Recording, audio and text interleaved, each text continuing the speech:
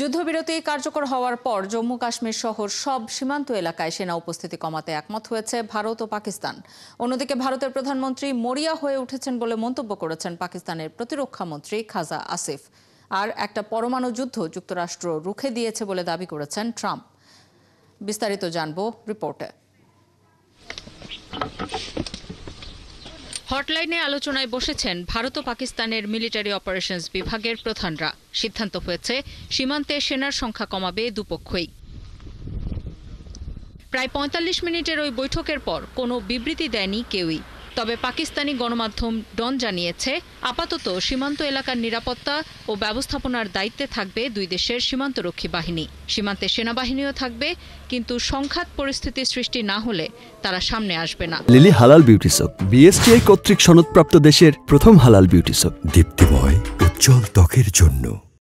এছাড়া দুই দেশের সীমান্ত রেখায় ১ কিলোমিটারের মধ্যে কোনো হেলিকপ্টার এবং ১০ কিলোমিটারের মধ্যে কোনো যুদ্ধ বিমান প্রবেশ করবে না বলেও সিদ্ধান্ত নেওয়া হয়েছে বৈঠকে। এদিকে ১২ই মে ভারতের প্রধানমন্ত্রী নরেন্দ্র মোদীর জাতির উদ্দেশ্যে দেয়া ভাষণের পর কাশ্মীর সীমান্তে ড্রোন দেখা গেছে আবারও।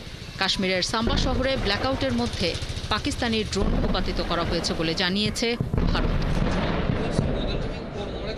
অন্যদিকে জাতির উদ্দেশ্যে দেয়া ভাষণে পাকিস্তানের প্রতি মোদীর হুঁশিয়ারির সমালোচনা করেছেন পাকিস্তানের প্রতিরক্ষা মন্ত্রী খাজা আসিফ।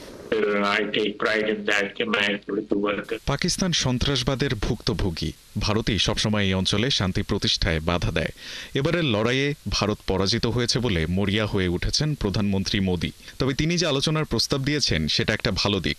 এতে হয়তো উত্তেজনাটা থামবে। ওদিকে আবার যুক্তরাষ্ট্রের প্রেসিডেন্ট ডোনাল্ড ট্রাম্প দাবি করেছেন, পারমাণবিক যুদ্ধে জড়িয়ে পড়ার আশঙ্কা দেখা দিয়েছিল ভারত ও পাকিস্তানের। যুক্তরাষ্ট্রের হস্তক্ষেপের কারণে সেই আশঙ্কা দূর হয়েছে। আমরা একটি সম্ভাব্য পরমাণু সংঘাত থামিয়ে দিয়েছি। আমি মনে করি যদি সত্যি একটা যুদ্ধ শুরু হয়ে যেত তাহলে খুব খারাপ হতো, লাখ লাখ মানুষের মৃত্যু হতো। দুই দেশের উত্তেজনা প্রশমনে সবচেয়ে কার্যকর পথ হতে পারে বাণিজ্য।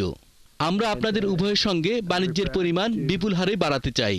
উত্তেজনা থামান। যদি আপনারা থামেন তাহলে আমরা বাণিজ্য করতে পারবো, আর যদি আপনারা না থামেন আমরা কোনো ধরনের বাণিজ্যে যাব না।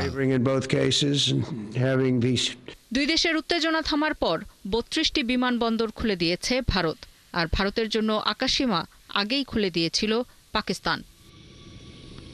আফসানা শাওন, ৭১।